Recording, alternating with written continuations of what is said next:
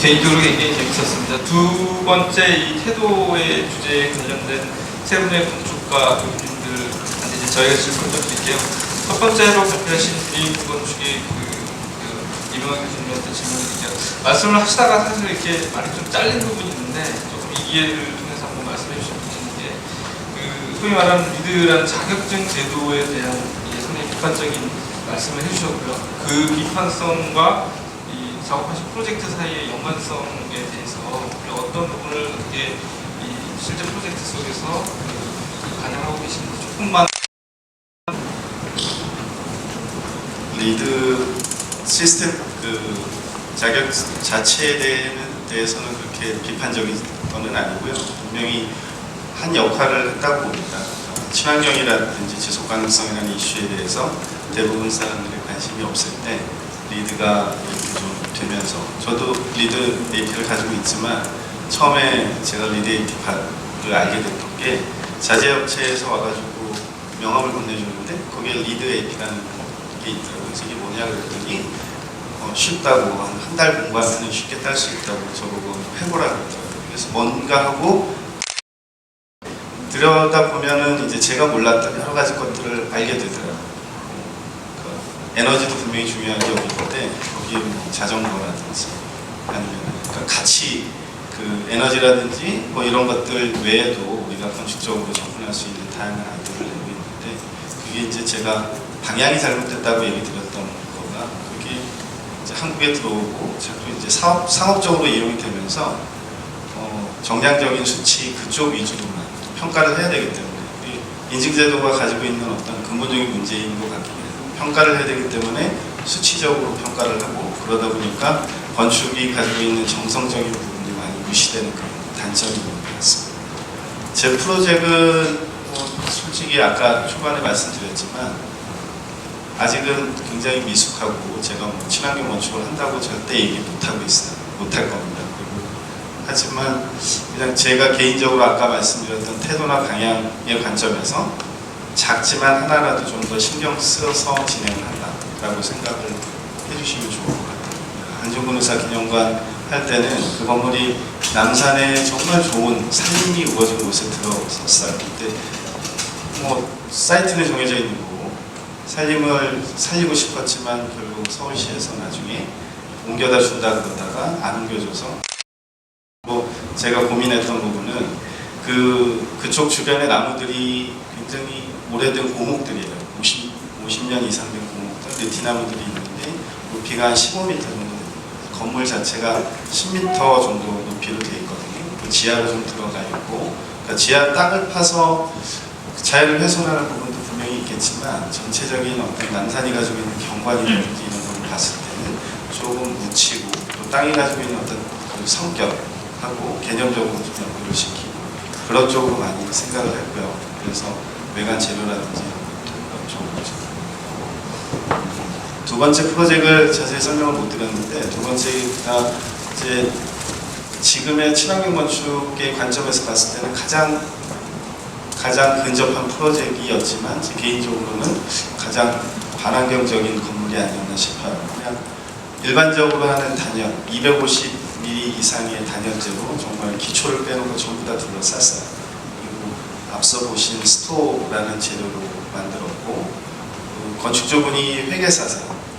굉장히 제가 회계사랑 어울리지 않는 게 좋겠다는 생각을 했는데, 이분이 이제 저랑 뭔가 논쟁이 붙으면 저는 건축을 20년 가까이 했는데 그 전날 밤을 새우세요.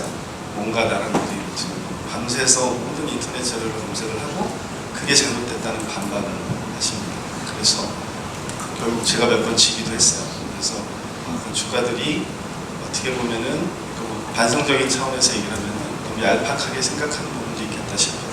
하지만 어쨌든 결론적으로 그 프로젝트에서 드리고 싶었던 말씀은 이제 건축주가 워낙 꼼꼼하시다 보니까 이게 단열 성능뿐만이 아니라 그러니까 아주 단순하게 생각하시면 건물이 전부 다 밀폐되어 있으면 그 안에 있는 습도나 이런 것들이 바깥으로 발산을 못하잖아요. 그래서 이 주거 환경이 안 좋을 거라는 우려를 굉장히 많이 하셨어요. 습도 때문에. 초반에는 제가 큰 문제 없다고 얘기를 하다가 이분이 여러 가지 증빙 자료를 세우면서 설명을 하는데 제가 결국 져서 그 내부에 황토를 썼어요. 처음에는 제가 아니 이 스토로 깨끗하게 모던하게 해놓고 안에 황토를 쓰는 게 말이 되냐. 근데 황토를 한 다음에 거기에다 벽지를 붙였는데 벽지도 그냥 일반적으로 쓰는 싱크 벽지는 이 습도 조절이 안 되기 때문에 그 일반 종이 벽지를 또 골라오셔서 그걸 썼고 지금 가서 보면 정말 습도 조절까지도 좀 완벽하게 구현이 되는 그런 부분이 됐습니다. 그런 부분들을 좀 설명을 드리고 싶어서 제가 프로젝트를 가져왔습니다.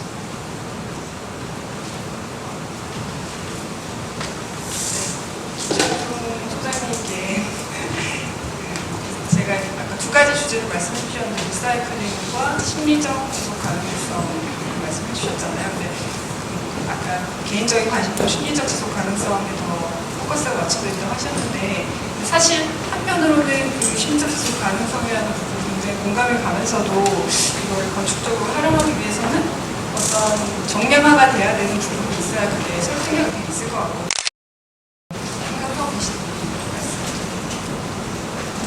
회계사 같은 질문을 하시네요.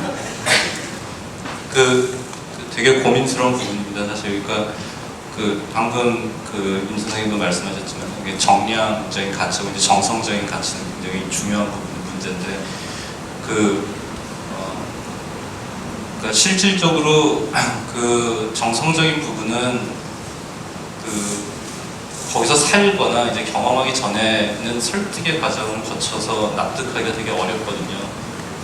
정량적인 거에 이제 뭐 데이터가 나오니까 이게 이보다 낫다라고 얘기할 수 있는데 처음에 그 SK 거를 하고 그 다음에 이제 지금 현재 공사하고 있는 바텍이라고 하는 회사 사옥인데 그걸 하면서도 그 외부 공간에 대한 부분에 대한 거는 이제 오피스 빌딩이지만 모든 층마다 다 외부 공간을 다 일부러 달아내는 개념이거든요. 근데 저 자체도 그게 검증된 방식은 아니지만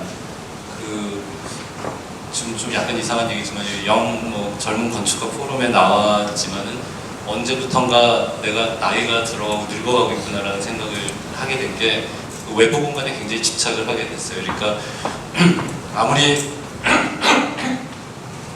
그 완벽한 그 공조와 그다음에 습도와 이걸 다 조절한다는 것과 그다음에 좀 약간 춥기도 하고 약간 덥기도 할지는 몰라도 이렇게 자연 환기라든지 그냥 이렇게 그 외기랑 이렇게 접할 수 있는 거에 대한 그 심리적인 그 차이가 제 개인적으로 사실 어마어마하게 크다고 느꼈고 나갈 수 있다는 거와 나갈 수 없다는 것이 갖고 있는 그 차이도 무지하게 크다고 느꼈어요. 그래서 실질적으로 그걸 할 때 그 건축주는 SK 재단할 때 이걸 에너지 등급이 얼마 이상을 받는 건물이 되게끔 해달라는 요구 조건이 사실 있었고 근데 저거는 에너지 효율 등급에서는 그걸 채울 수가 없었어요. 일단 전부 다 완전히 그 오피스를 한 덩어리로 한 다음에 이제 단열을 말씀하신 것처럼 이제 완전히 싸가지고 하고 이런 개념이 아니라 계속 분절을 해가지고 이제 그 외기랑 접하는 구간을 필요 이상으로 많이 만든다고 생각을 할 정도로 만들면서 모든 거를 작은 클러스터로 만들고 다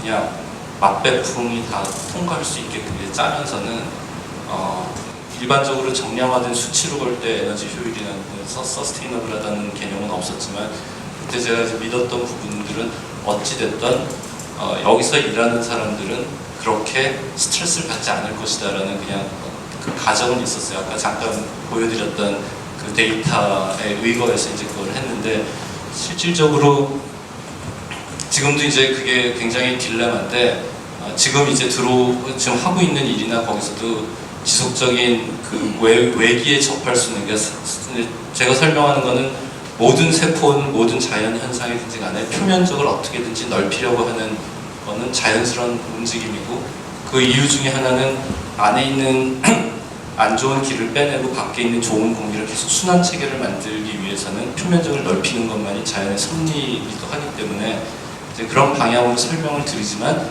정량적으로는 설명을 드릴 수가 없죠. 그리고 그게 심리적으로 훨씬 사람을 건강하게 할 것이다라는 부분인데 이걸 이제 어떻게 풀어야 될지는 좀 과제인 것 같고요.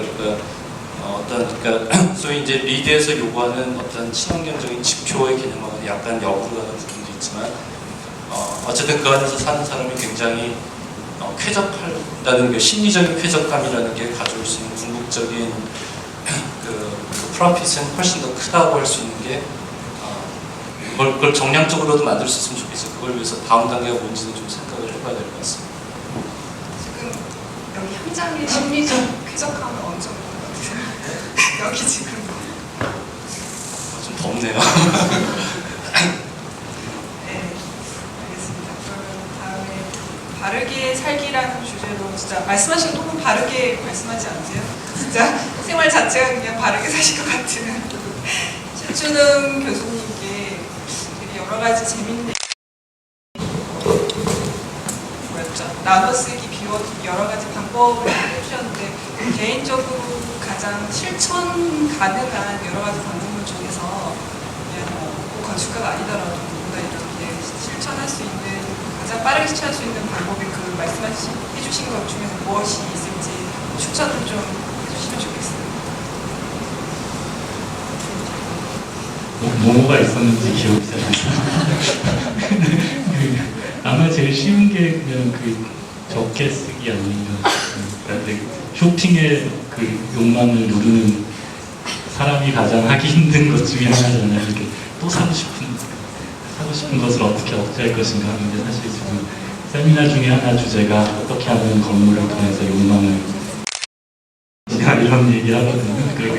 참 우리가 살고 있는 경제 사회 구조 자체가 뭔가 더 사야 되고 만들어야 되는데 적게 쓰자고 하면서도 저는